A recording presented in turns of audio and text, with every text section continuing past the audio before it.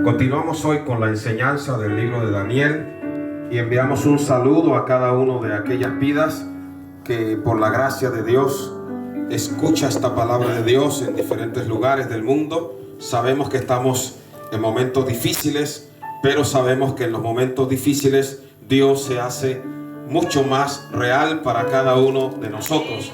Así que a cada hermano en cualquier lugar donde esta palabra llega le enviamos un abrazo. Ayer empezamos a estudiar el libro de Daniel. Amén. Recuerda que miramos el capítulo 1, parte del capítulo 1 de Daniel, y quedamos en el versículo 8. Vamos a continuar ahí. Daniel 1:8 dice que Daniel propuso en su corazón no contaminarse con la porción de la comida del rey ni con el vino que él bebía, y pidió por tanto al jefe de los eunucos que no se le obligase a contaminarse. Pueden tomar asiento. Bendito el nombre maravilloso del Señor. Nosotros dijimos que el libro de Daniel es un libro que ha generado, en algunos casos, sobre todo a partir del siglo pasado, mucha controversia. ¿Por qué? Porque Daniel es un libro que fue escrito en varios idiomas. Amén.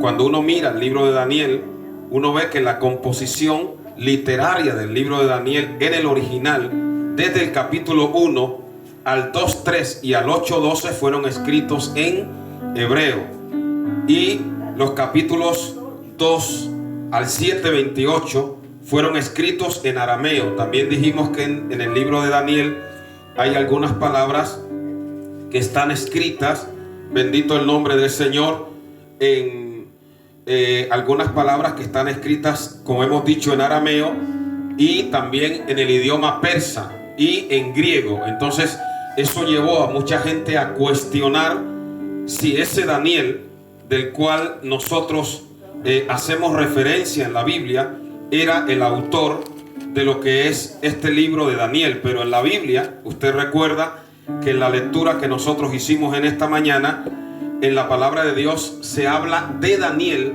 como un personaje histórico, y el propio Jesús lo reconoció como profeta. En el libro de Mateo, capítulo 24, versículo 15, hay una referencia acerca de la historicidad y del ministerio profético de Daniel. Y dice: por tanto, cuanto veáis en el lugar santo la abominación desoladora de que habló el profeta Daniel. Jesús reconoció la historicidad y la personalidad de ese profeta llamado Daniel.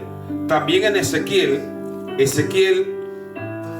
capítulo 14 se confirma la existencia de ese personaje que nosotros conocemos como el profeta Daniel. Ezequiel 14:14: si estuviesen en medio de ella estos tres varones, Noé, Daniel y Job, ellos por su justicia librarían únicamente sus propias vidas, dice Jehová el Señor. Dice: hijo de hombre, cuando la tierra pecare contra mí, rebelándose pérfidamente, y extendiere yo mi mano sobre ella y la quebrantare el sustento de pan, y enviare a ella hambre, y cortare de ella hombres y bestias, si estuvieren en medio de ella estos tres varones, Noé, Daniel. Ahí se menciona a Daniel como una persona que existió, y no como un ser que fue una leyenda o fue otro Daniel. No, es el Daniel que dice la palabra de Dios. Amén.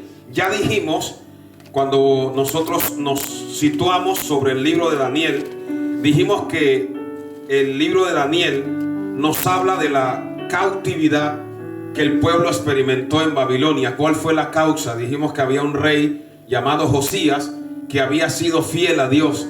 Josías fue uno de los grandes reyes en fidelidad, un hombre que siguió los caminos de su padre David.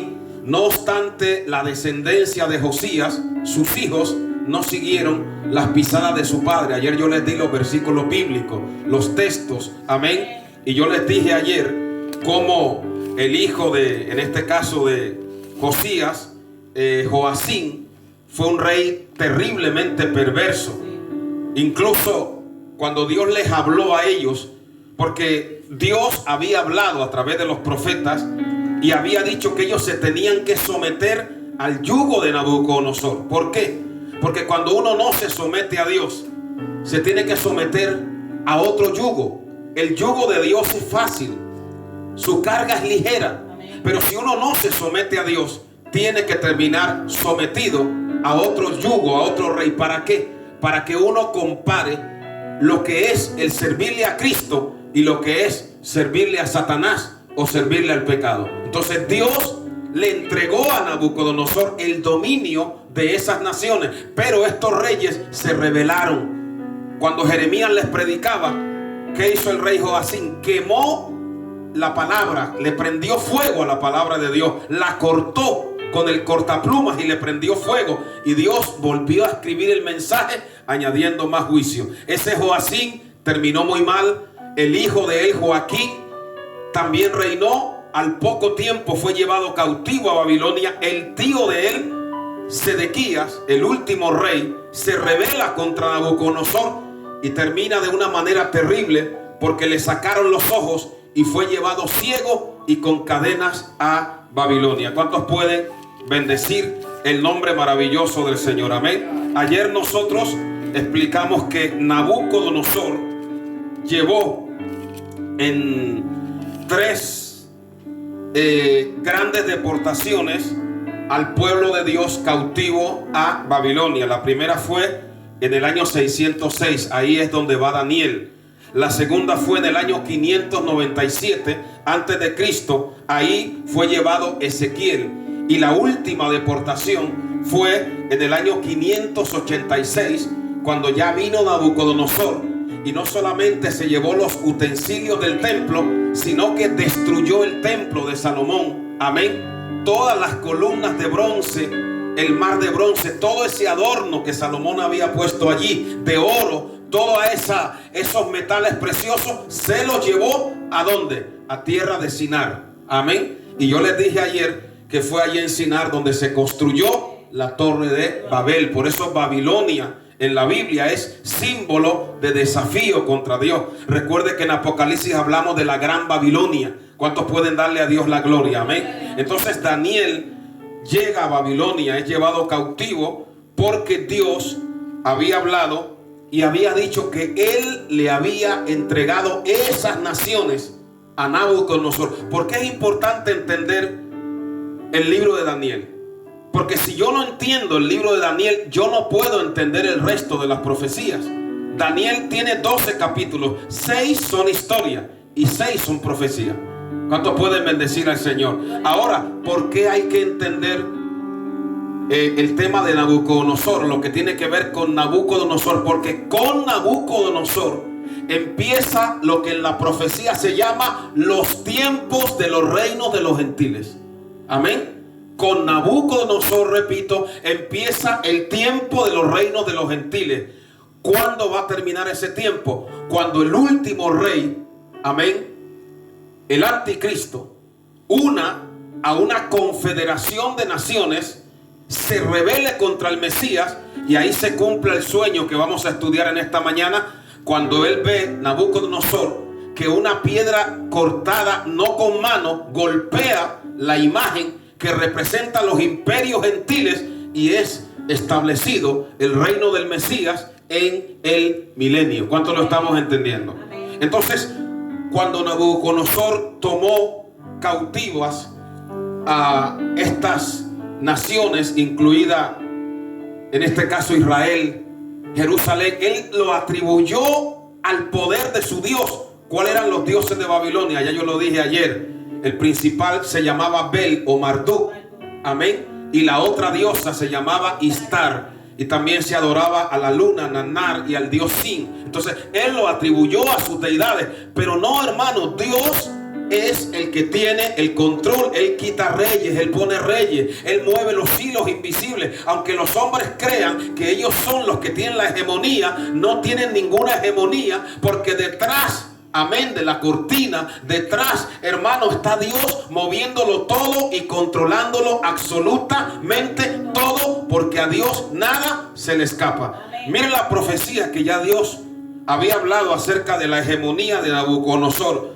Vaya al libro de Jeremías, capítulo 27. Jeremías, capítulo 27, del 5 al 11.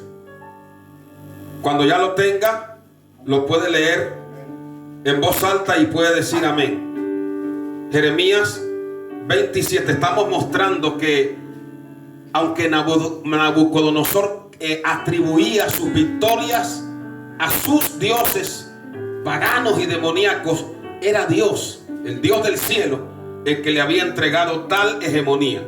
Amén. Dice así: yo hice la tierra, el hombre y las bestias que están sobre la faz de la tierra, con mi gran poder y con mi brazo extendido, y la di a quien yo quise. Sigue diciendo: y ahora yo he puesto todas estas tierras en manos de ¿quién? De Nabucodonosor, rey de Babilonia, mi siervo, y aún las bestias del campo le he dado para que le sirvan. ¿Ve usted la soberanía de Dios? Versículo 7. Y todas las naciones le servirán a él, a su hijo y al hijo de su hijo. O sea, toda la descendencia de los Nabucodonosores, hasta que venga también el tiempo de su misma tierra y la reduzcan a servidumbre muchas naciones y grandes reyes, hasta que Dios le aplique la justicia también a Nabucodonosor y a Babilonia. 8. Y la nación, oiga bien, esto lo había dicho Dios a través de Jeremías, y la nación y el reino que no sirviera a Nabucodonosor, rey de Babilonia, y que no pusiere su cuello debajo del yugo del rey de Babilonia, castigaré a la tal nación con espada, con hambre, con pestilencia, dice Jehová, hasta que la acabe yo por su mano. Y dice: y vosotros no prestéis oído a vuestros profetas, ni a vuestros adivinos, ni a vuestros soñadores, ni a vuestros agoreros, ni a vuestros encantadores, que os hablan diciendo: no serviréis al rey de Babilonia. Cuando Jeremías daba la palabra que decía hay que someterse al rey de Babilonia, se levantaban falsos profetas, se levantaban adivinos, se levantaban agoreros y decían: no hay que servir al rey de Babilonia. Entonces Dios está diciendo: no presten atención a esa falsa palabra, porque yo le he entregado las naciones a Nabucodonosor. Y el verso 10: porque ellos os profetizan mentira para haceros alejar de vuestra tierra, y para que yo os arroje y perezcáis. Más la nación, oiga bien, que se sometiere a su cuello al yugo del rey de Babilonia y le sirviere, la dejaré en su tierra, dice Jehová, y labrará y morará en ella. Si el pueblo se hubiera sometido, no hubieran terminado cautivos en Babilonia. Entonces volvamos ahí al libro de Daniel, cuando ya son llevados cautivos. Lo estuvimos mirando en el día de ayer. Sea bendecido el nombre poderoso de Cristo. Nosotros vimos cómo Él trae los utensilios, todo lo que era del templo, y lo coloca en la casa de su Dios. Cuando estudiemos el capítulo 5, vamos a ver cómo el rey Belsasar toma parte de esos vasos sagrados y empieza a beber vino en ellos, y cómo Dios lo va a castigar severamente. Amén. Entonces, cuando ya están ahí, empieza un proceso de asimilación. Lo primero fue que les ordena que escoja del linaje real. Yo expliqué que probablemente Daniel era descendiente. Usted recuerda cuando Dios sanó bendito el nombre del Señor, a este rey que aparece aquí en Isaías. Vamos a ir a Isaías capítulo 38. Bendito sea el nombre maravilloso del Señor. Cuando Dios hace un milagro maravilloso, Isaías capítulo 38, Dios sana a Ezequías. Amén. Recuerda cuando Dios sanó a Ezequías. Isaías 38 verso 1: en aquellos días Ezequías se enfermó de muerte, y vino a él el profeta Isaías, hijo de Amós, y le dijo: Jehová dice así: ordena tu casa, porque morirás y no vivirás. Entonces volvió Ezequías su rostro a la pared e hizo oración a Jehová, y dijo: te ruego que te acuerdes ahora que he andado delante de ti en verdad y con íntegro corazón. Y dice la palabra que vino palabra de Dios a Isaías diciendo: ve y di a Ezequías: Jehová Dios de David tu padre dice así: he oído tu oración y visto tus lágrimas, he aquí yo añado a tus días 15 años. Dios sana a Ezequías. ¿Qué hizo Ezequías cuando Dios lo sanó? Vamos a ir al capítulo 39. Es el capítulo 39 de Isaías. Dice así: en aquel tiempo Merodach Baladán, hijo de Baladán, rey de Babilonia, envió cartas y presentes a Ezequías, porque supo que había estado enfermo y que había convalecido. Y se regocijó con ellos Ezequías y le mostró la casa de su tesoro, plata, oro. Aquí Ezequías empieza a mostrarle a los enviados de Babilonia todos los tesoros, el templo, la plata, el oro. Amén. Entonces el profeta Isaías, verso 3, vino a Ezequías y le dijo: ¿qué dicen estos hombres? ¿De dónde han venido? Y Ezequías respondió: de tierras muy lejanas, de Babilonia. Isaías como que se hizo el que no sabía nada y le dice: ¿y qué han visto en tu casa? Y dijo: todo lo que hay en mi casa han visto, y ninguna cosa hay en mis tesoros que no les haya mostrado. Y aquí viene la profecía de Isaías. Entonces Isaías le dice: oye palabra de Jehová de los ejércitos, he aquí vienen días en que será llevado a Babilonia todo lo que hay en tu casa, y lo que tus padres han atesorado hasta hoy, ninguna cosa quedará, dice Jehová. Y aquí le dice: de tus hijos que saldrán de ti y que habrás engendrado, tomarán y serán eunucos en el palacio del rey de Babilonia. Amén. Y dijo Ezequías a Isaías: la palabra de Jehová que has hablado es buena. Y añadió: al menos haya paz y seguridad en mis días. Siempre cuando Dios habla, hermano, Dios domina el mañana, el futuro. Eso tiene cumplimiento. Entonces por eso dice aquí en Daniel, donde nosotros estamos leyendo, que ellos, Daniel capítulo 1 versículo 4, dice que el rey pidió y escogió muchachos del linaje real, enseñados en toda sabiduría, sabios en ciencia, idóneos para estar en el palacio del rey. ¿Cómo qué? Como eunucos. Ya dijimos que probablemente Daniel pues sufrió ese proceso que se hacía con los eunucos, porque nunca en la Biblia aparece la esposa de Daniel ni hijo de Daniel. Amén. El rey les señaló ración para cada día. Expliqué ayer que los judíos tenían alimentos que eran inmundos, no los podían comer, y menos algo que fuera ofrecido a los ídolos, a los demonios. Amén. Entonces Daniel propuso en su corazón no contaminarse con la porción de la comida del rey, ni con el vino que él bebía. Expliqué cómo les cambiaron los nombres, el alimento, y cómo les obligaban a aprender todos los libros de los caldeos, incluidos libros de astrología y ocultismo. Pero el corazón de Daniel se mantenía firme en las manos de Dios. Siempre cuando una persona pasa por una situación de prueba, de dificultad, ahí es cuando tiene que mostrar que realmente ama a Dios.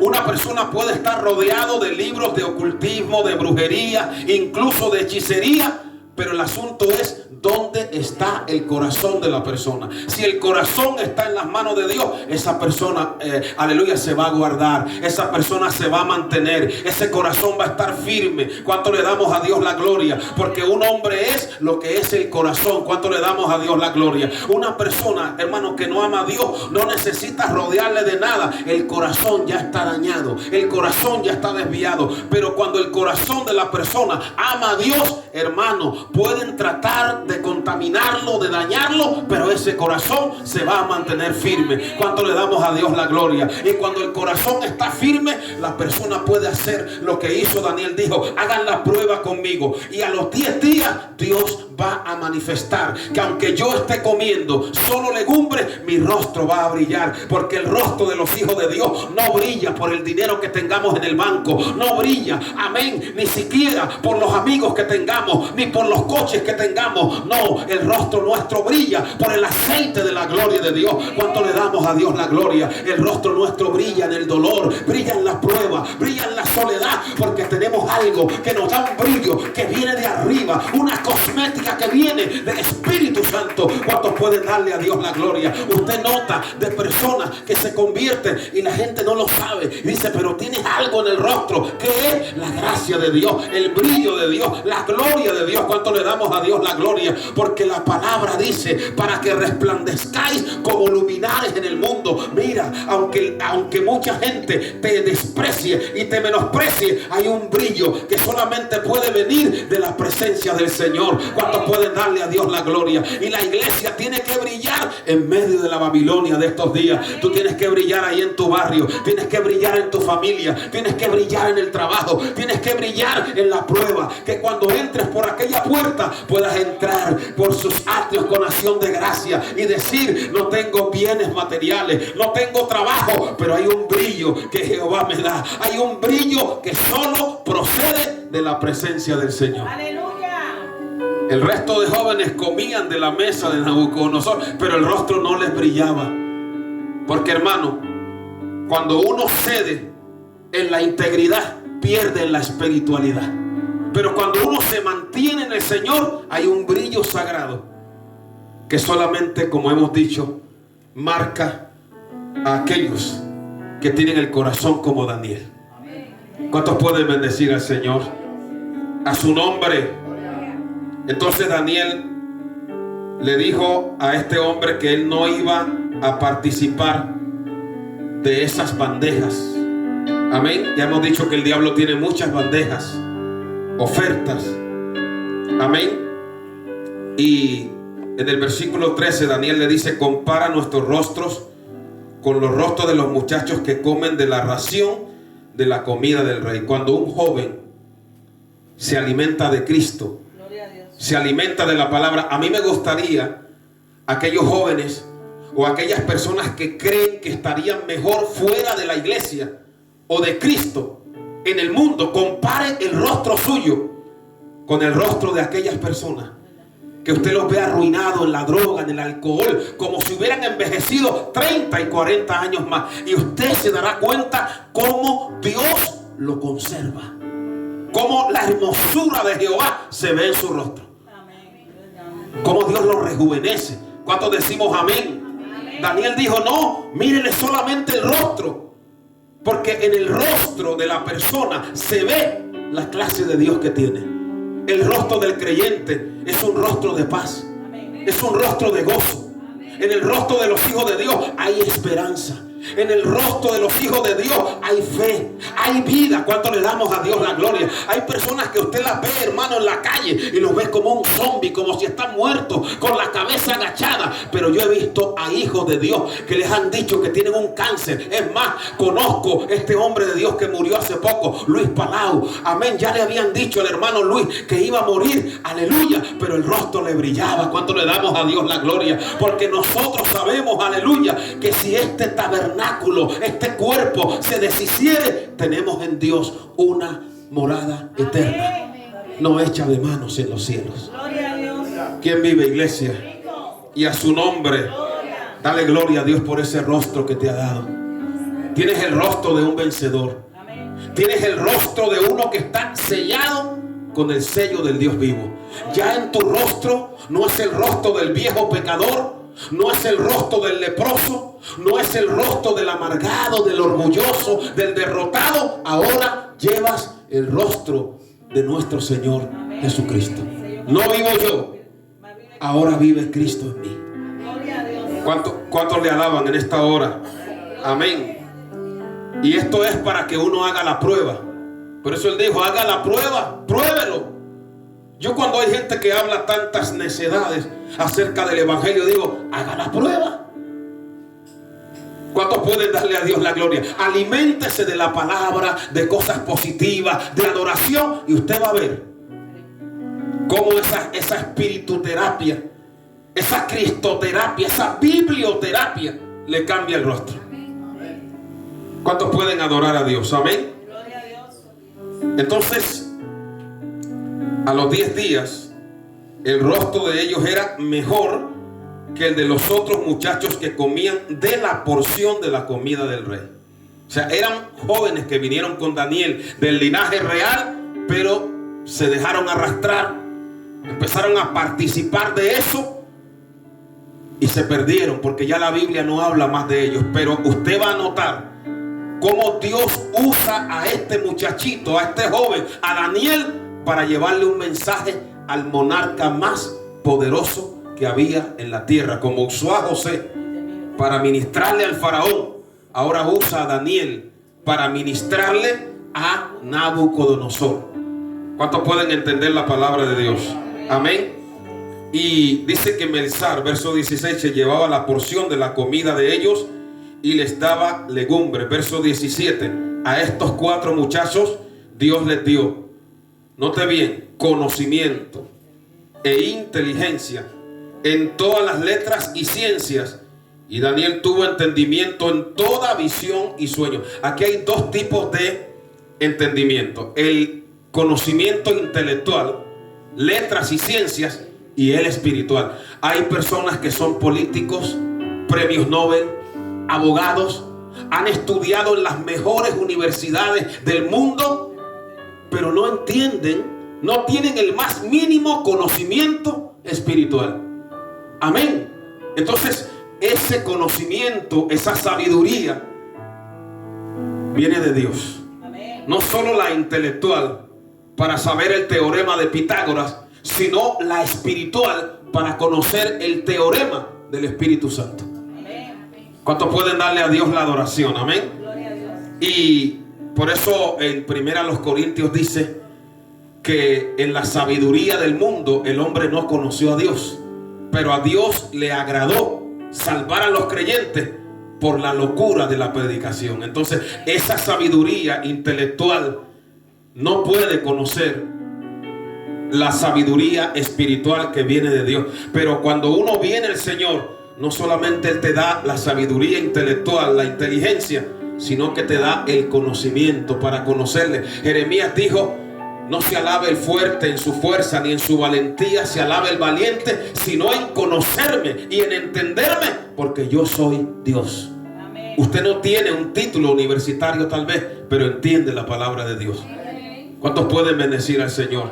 Y cuando se muera, si usted es fiel, usted se va a la presencia de Dios y estará con los redimidos por la eternidad de las eternidades. Y todos esos soberbios, esos orgullosos, ayer estaban enterrando al duque de Edimburgo, el que murió, el esposo de la reina de Inglaterra, con una ceremonia tremenda. Él dejó ordenado la música que le iban a poner en su entierro, la chaqueta que él usaba cuando estaba en la Fuerza Aérea. Hermano, ¿de qué le sirve?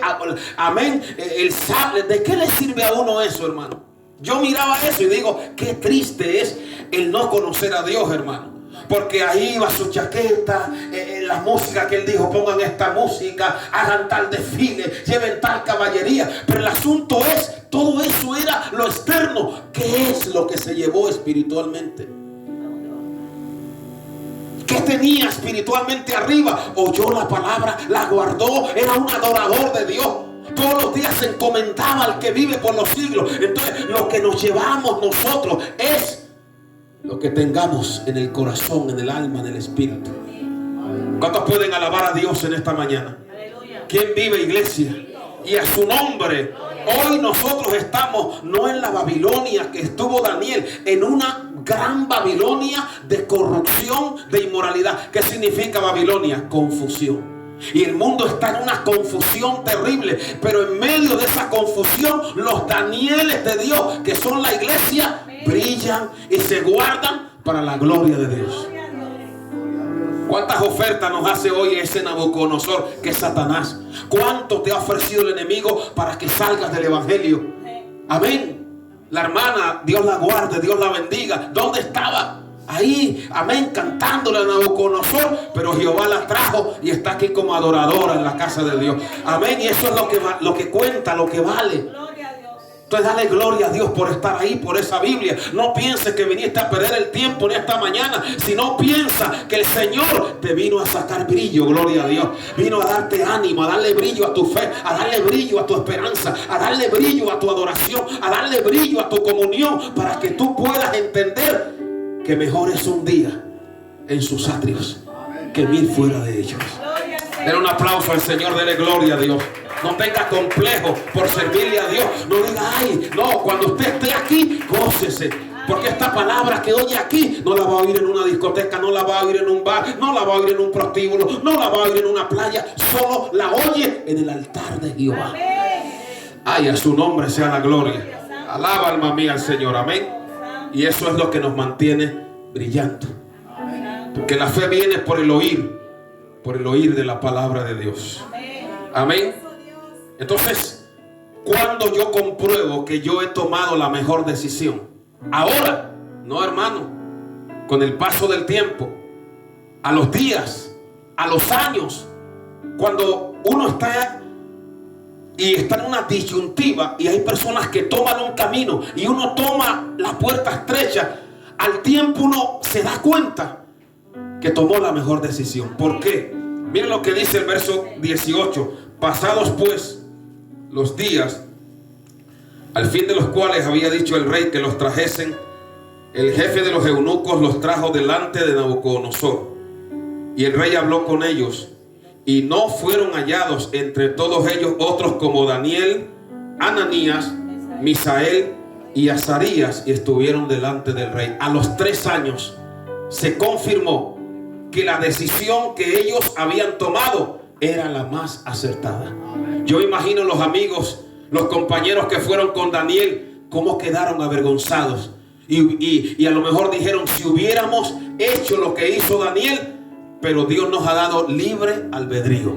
Cada uno escoge la bandeja y el plato que cree que le conviene. El que se alimenta de la bandeja del pecado y las ofertas de Satanás se dará cuenta que al final que habrá hecho o habrá tomado la peor elección de su vida.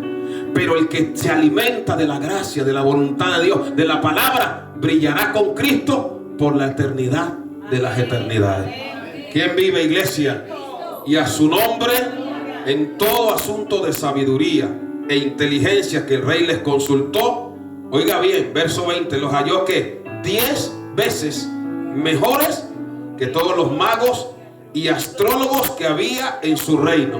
Y dice, y continuó Daniel hasta el año 1 del rey de Ciro. En este versículo se resumen 70 años de la vida de este gran hombre de Dios llamado Daniel. Amén. Que vivió no solamente en el reino de Babilonia, sino vivió bajo el imperio medo-persa, que ya llegaremos a esos capítulos. Vamos al capítulo 2. En el año 2 del reinado de Nabucodonosor, nos dice ahí la palabra, tuvo Nabucodonosor sueños y se perturbó su espíritu y se le fue el sueño. Dios, a lo largo de la historia, ha tratado aún con reyes paganos y les ha comunicado sus mensajes y sus revelaciones. Recuerda los sueños que tuvo Faraón. Amén. Eso no significa que ellos eran salvos. Sencillamente Dios, como eran paganos y adoraban a dioses paganos y hasta demoníacos, les quería mostrar que por encima de esa idolatría, de ese paganismo, existía un Dios real, verdadero, que es el que gobierna sobre los hijos de los hombres. Entonces Dios le da un sueño al monarca más poderoso que había en la tierra en ese momento. Mire, el dominio que tuvo Nabucodonosor no lo tuvo ni los faraones egipcios, ni siquiera lo tuvo el imperio asirio. Tuvo un dominio tremendo, hermano, universal. Por eso con Nabucodonosor empieza lo que se conoce en la palabra como los tiempos de los gentiles. Amén. Entonces cuando él tiene el sueño, sabe que ellos estaban rodeados de una corte de intérpretes que les adivinaban, que les revelaban. Entonces él los llama a ellos, a los magos, a los astrólogos, a los encantadores, versículo 2, y caldeos, para que le expliquen sus sueños. Vinieron pues y se presentaron delante del rey. El rey les dijo, he tenido un sueño y mi espíritu se ha turbado por saber el sueño. Entonces hablaron los caldeos al rey en lengua aramea. Rey, para siempre vive, di el sueño a tus siervos y te mostraremos la interpretación. Respondió el rey y dijo a los caldeos, el asunto lo olvidé. si no me mostráis el sueño y su interpretación, seréis hechos pedazos y vuestras casas serán convertidas en muladares, en basurero. Y si me mostráis el sueño y su interpretación, recibiréis de mí dones y favores y gran honra. Decidme pues el sueño y su interpretación. Respondieron por segunda vez: diga el rey el sueño a sus siervos y le mostraremos la interpretación. Y el rey respondió y dijo: yo conozco que ciertamente ponéis dilaciones, porque veis que el asunto se me ha ido. Si no me mostráis el sueño, una sola sentencia hay para vosotros. Ciertamente preparáis respuesta mentirosa y perversa que decir delante de mí. Entre tanto pasa el tiempo, decidme el sueño para que yo lo sepa, para que me podáis dar la interpretación.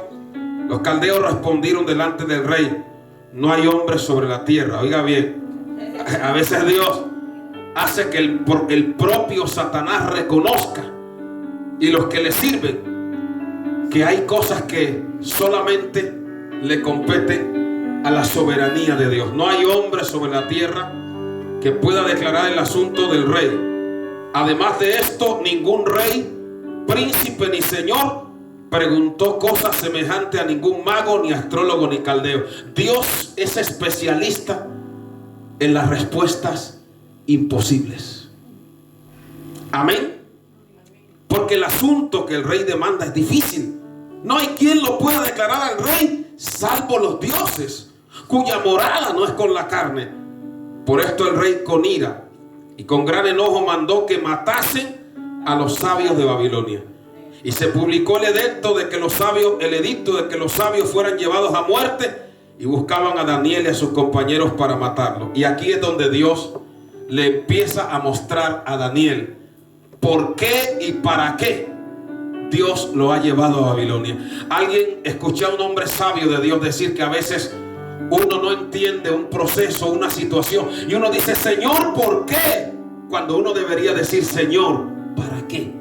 ¿Cuál es el propósito que hay detrás de esta situación? Y aquí es donde Daniel va a empezar a entender, más de 3 años después, el propósito por el cual Dios lo había llevado a Babilonia. Entonces Daniel habló sabia y prudentemente a Arioc, capitán de la guardia del rey, que había salido para matar a los sabios de Babilonia. Dijo: ¿cuál es la causa de que este edicto se publique de parte del rey tan apresuradamente? Entonces Arioc hizo saber a Daniel lo que había, y Daniel entró y pidió al rey que le diese tiempo y que él le mostraría la interpretación al rey. Daniel le habla por fe: Dios me va a mostrar lo que no le ha mostrado a nadie. Dame un tiempecito. ¿Y qué hace Daniel? Empieza a establecer unos cultos de intercesión y de oración. Dice la palabra que se fue Daniel a su casa e hizo saber lo que había a Ananías, Misael y Azarías, sus compañeros, para que pidieran misericordia al Dios del cielo sobre este misterio.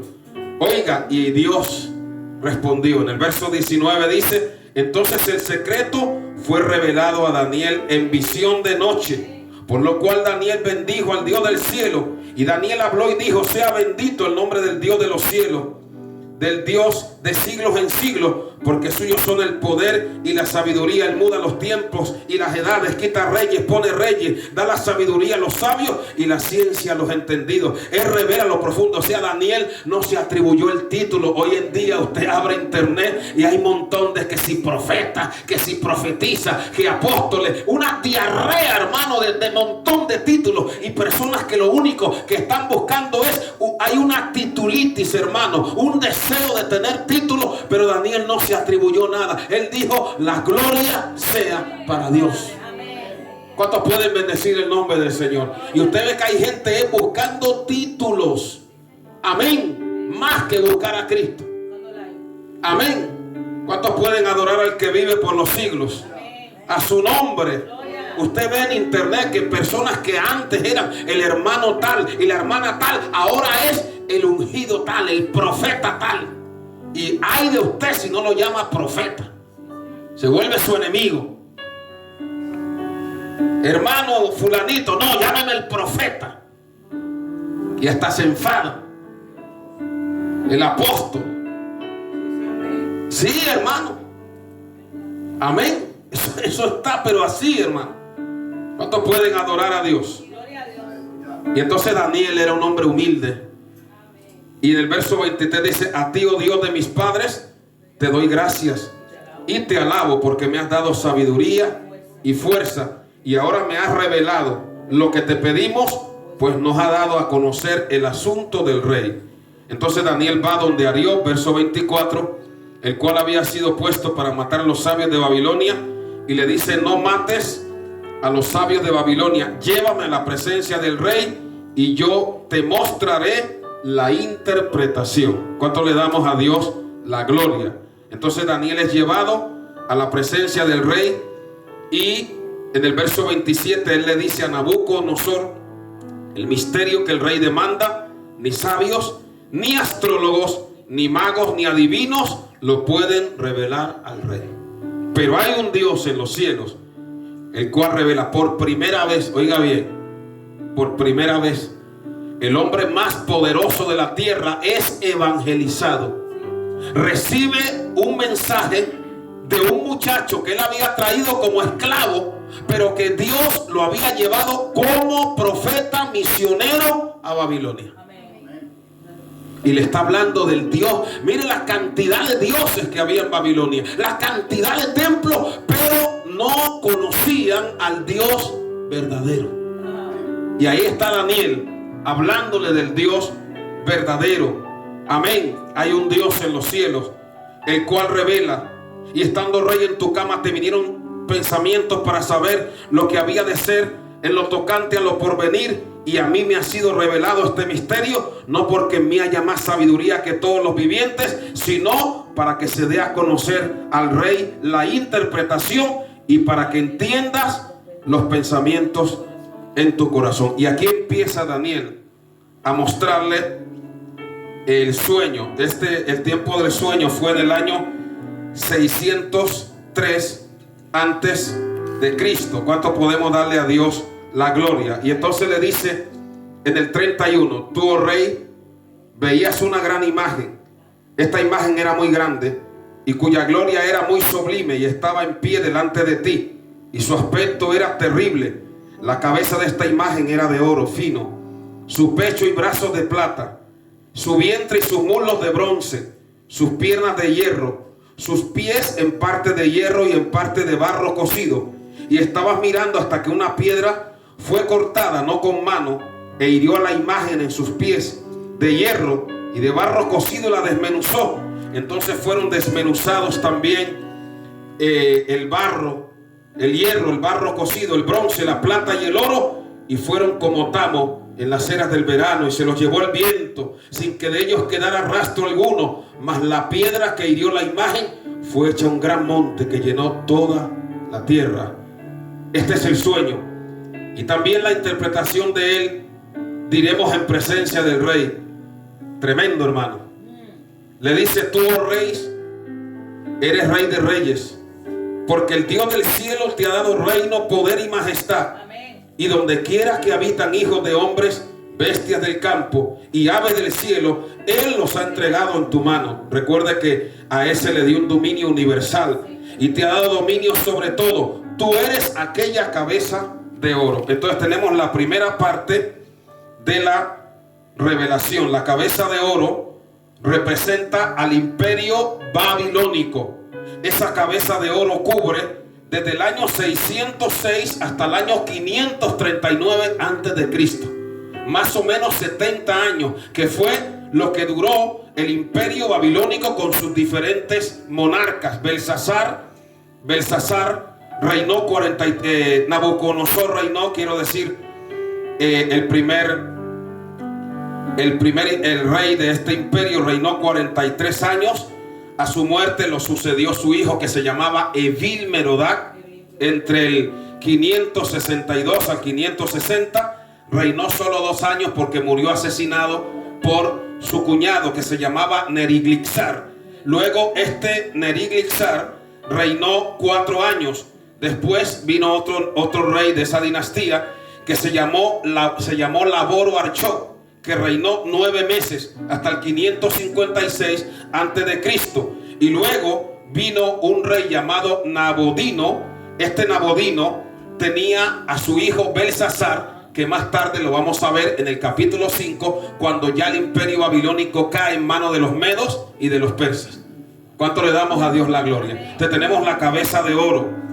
Luego sigamos leyendo en el 39. Dice: y después de ti se levantará otro reino inferior al tuyo. Este reino era el brazo, que eran los, recuerde que aquí en la visión de Daniel nos dice lo siguiente: y sus brazos de plata. ¿Por qué habla de los dos brazos de plata? Porque el segundo imperio que sucedió al imperio babilónico fue el imperio medo-persa. Tenía dos brazos. Un brazo son los medos y el otro brazo es Persia. Darío el medo con su sobrino Ciro el persa. ¿Cuánto podemos darle a Dios la gloria? ¿Cuánto podemos bendecir al Señor? Esa cabeza de oro representaba muy bien a Babilonia, porque en Babilonia el oro era el metal más apreciado. Los templos eran bañados en oro. Amén. Los utensilios. Amén. En la Biblia se compara Babilonia con el oro. Donde quiera que ellos encontraban el oro, se lo llevaban, lo expoliaban. Le llamaban la ciudad codiciosa de oro. La plata sí viene relacionada con el imperio medo-persa, porque ellos usaban la plata para acuñar sus sellos, sus monedas. Bendito el nombre maravilloso del Señor. Los brazos de plata cubren desde el año 331 hasta el 500. Los brazos de plata cubren desde el 539 antes de Cristo hasta el 331. Recuerde, Darío, el rey de los medos, se unió a Ciro, el rey de los persas. Luego viene el tercer reino, que aparece aquí en el versículo 39, y dice que luego un tercer reino de bronce. Eso representa al reino greco-macedonio de Alejandro el Grande, llamado también como Alejandro Magno. Este tercer reino, que es el que nosotros conocemos como el reino de bronce. El bronce fue el metal favorito de los griegos. De hecho, en la Biblia hay un pasaje donde el nombre Javán en hebreo se refiere al bronce. Eso está en Génesis 10:4 y en Ezequiel 27:13. A los soldados griegos se les llamaban los hombres de bronce. Amén. Y nosotros, cuando uno mira la historia, a mí me ha gustado mucho adentrarme en la historia. Los persas, los medos y los persas tenían un ejército tan grande que dice que se podían hasta beber un río. Pero Alejandro Magno fue un militar muy destacado y él usó una táctica que hasta ahora nadie había usado. Se llamaba la táctica envolvente, y él vencía grandes ejércitos con tácticas de guerra, y venció al imperio medo-persa en 3 batallas. La batalla de Gránico en el año 334 antes de Cristo, la batalla de Ixos en el año 333 y la batalla de Arbela en el año 331. El tiempo que cubre el vientre y los muslos de bronce es desde el 331 antes de Cristo hasta el año 168. ¿Por qué le digo año 168? Porque ahí se va a levantar el imperio más terrible que hasta ahora había existido, que fue el que le llamó la atención a Nabucodonosor y a Daniel. Mire aquí, y a este es al que más tiempo se le dedica. Mire, vamos a leer del versículo 40, léalo conmigo. Y el cuarto reino será fuerte como hierro, y como el hierro desmenuza y rompe todas las cosas, desmenuzará y quebrantará todo. Este es el imperio romano. Amén. Aquí ya viene el cuarto reino. Hemos visto Babilonia, hemos visto el imperio medo-persa, hemos visto el imperio griego, y ahora vemos el cuarto reino, el de hierro, el imperio romano. Versículo 41. Y lo que viste de los pies y los dedos, en parte de barro cocido de alfarero y en parte de hierro, será un reino dividido. El imperio romano también cubrió casi el mundo conocido de sus días, pero tenía partes que eran débiles como el barro y otras que eran fuertes como el hierro. Amén. Y luego sigue diciendo: mas habrá en él algo de la fuerza del hierro, y así como viste hierro mezclado con barro cocido, y por ser los dedos de los pies en parte de hierro y en parte de barro cocido, el reino será en parte fuerte y en parte frágil. Así como viste el hierro mezclado con barro, se mezclarán por medio de alianzas humanas, pero no se unirán el uno con el otro, como el hierro no se mezcla con el barro. El imperio romano siempre de alguna manera estuvo dividido, y al final se dividió en imperio, así como tenía las dos piernas, se dividió en imperio romano de occidente y en imperio romano de oriente. Miren la perfección de la revelación de Dios. Vamos a ver cuánto tiempo nos queda. Bendecido el nombre maravilloso del Señor. Gloria a Dios. ¿Cuánto le damos a Dios la gloria? Es que el tiempo se nos va en esta palabra tan linda. Amén. Bueno, y ahí rápidamente nos dice la palabra de Dios. Hemos llegado, y aquí viene el verso 44. Y en los días de estos reyes, el Dios del cielo levantará un reino que no será jamás destruido. ¿Cuándo empezó a levantarse el reino a través del Señor Jesucristo? Durante el imperio romano. Recuerda, en los días de estos reyes todavía Roma era imperio. Amén. Recuerde que Pablo muere bajo el imperio romano, Pedro. Amén, muere martirizado. Miren la perfección. Y en los días de estos reyes, el Dios del cielo levantará un reino que no será jamás destruido. ¿A qué se refiere? Al reino de Cristo, al reino de los cielos, a la iglesia, al reino espiritual. ¿Cuánto le damos a Dios la gloria? ¿Cuánto lo estamos entendiendo? Amén. Ni será el reino dejado a otro pueblo. Desmenuzará y consumirá todos estos reinos, pero él permanecerá para siempre. ¿Cuánto le damos a Dios la gloria? Y oiga bien, dice: y de la manera que viste que del monte fue cortada una piedra, no con mano, la cual desmenuzó al hierro, al bronce y al barro y la plata y al oro, el gran Dios ha mostrado al rey lo que ha de acontecer. Esa piedra no cortada con mano se refiere a la segunda venida del Señor Jesucristo, cuando después del reino de Babilonia, después del reino medo-persa, después vino el imperio griego, después vino el imperio romano. El imperio romano aparentemente se dividió, pero no murió, porque Roma ha seguido controlando las naciones a través de eso que conocemos como iglesia católica, apostólica, romana y pagana. Pero en medio del paganismo el evangelio está siendo predicado a las naciones. Se está diciendo que Cristo viene. El Señor ha levantado una iglesia poderosa en África, en Australia,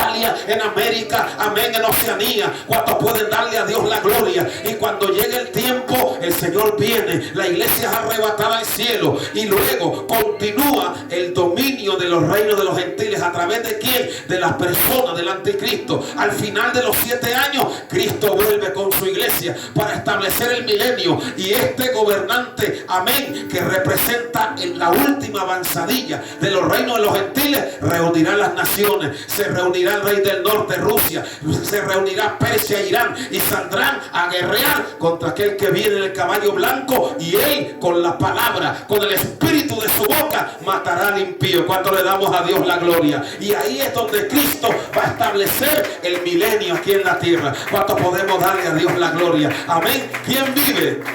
Y a su nombre. Por tanto, los tiempos de los gentiles empiezan con Nabucodonosor y terminarán con el final y la ejecución del imperio del anticristo. Amén. La piedra cortada, no con mano.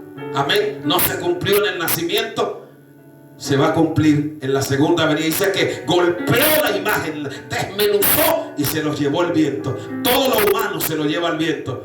Pero luego se hizo un gran monte que representa un reino y permaneció para siempre. Aleluya. Y ahí estaremos usted y yo. ¿Cuántos han entendido estas palabras tan lindas en esta mañana? Póngase de pie, démosle gloria a Dios. Aleluya. Y vamos preparando ese precioso himno de la semana pasada. Amén. El secreto es adorarle. Padre, te adoramos. Gracias por esta palabra linda que nos has dado en esta mañana. Señor, que donde quiera que esta palabra llegue, traiga sanidad, traiga restauración. Padre, que el que está frío sea avivado, que el que está muerto resucite. Padre, provee empleo. Padre, trae sanidad. Reprendo todo espíritu de enfermedad, reprendo todo espíritu de miseria, y que donde quiera que estén ahí oyendo esta palabra, reciban el toque sanador y restaurador. Y que prevalezca, Señor, tu gloria y tu reino, Padre mío. En el nombre de Jesús. En el nombre de Jesús. A Dios sea la gloria. Vamos a entonar.